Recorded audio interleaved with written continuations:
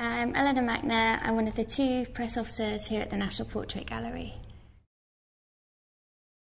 Basically, me and my colleague Neil, we do the press for 6 major exhibitions a year, probably about 20 displays, which are smaller than exhibitions, can be anything from 3 paintings to about 20, 30 photographs. And then we also do the press for new acquisitions, so new works that we buy for the gallery, and commissions. For example, we recently commissioned a portrait of Princes William and Harry, which is painted portrait by Nicky Phillips, so obviously we do the press coverage on those as well. And then various news stories that come up around the gallery. For example, some of our curators recently found a hidden snake in a portrait of Elizabeth I, so we aim to get news coverage in the project that they've been doing around our Tudor portraits. So every day is different. You'll be working on probably about 6, 7 different projects every day, and sometimes we're working up to 2 years in advance. So every day is very different.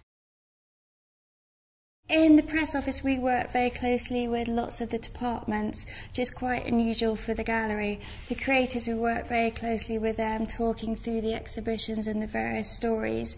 And for them, it's actually sometimes interesting to hear what we think and what kind of makes the strongest story. PR and marketing departments sit in an office very close together, so we know what's going on. Typically, one of us press officers will be working on an exhibition, and the exhibition will also be allotted to one of the marketeers, and we will deal directly with them and decide on maybe the 10 or 12 generic images. We let them know when our big exclusives, when our big stories are coming out, so they can feel that. Now they're working a lot more with kind of Facebook and Twitter, they can flag up all that kind of coverage as well.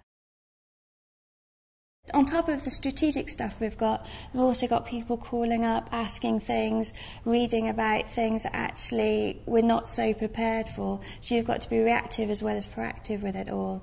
You never know kind of what's going to come in. So you've got to try and know as much about an exhibition, think of the questions that the journalists would ask and get those answers in advance, which isn't always possible.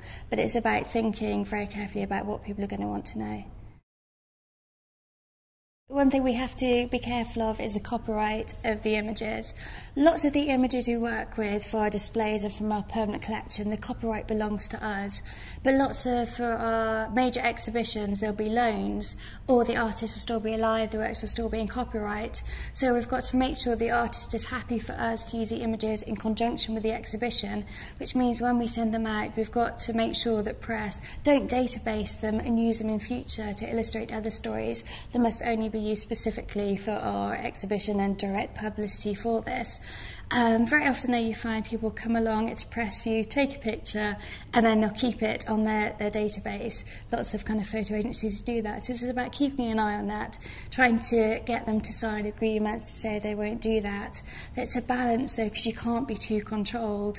You've got to somehow trust people, otherwise you wouldn't let a photographer in the gallery at all. I've done a couple of different PR jobs, and one of them was for an agency and in an agency environment, very often people are PRing things they don't believe in, that aren't that interesting. They've really got to push and rely on their contacts to be able to get a story or any coverage.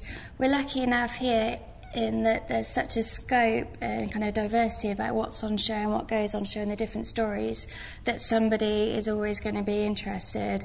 And so we don't have to take people out for champagne. You just have to, basically you can just talk to people about the work, and it's usually something that interests them and excites them.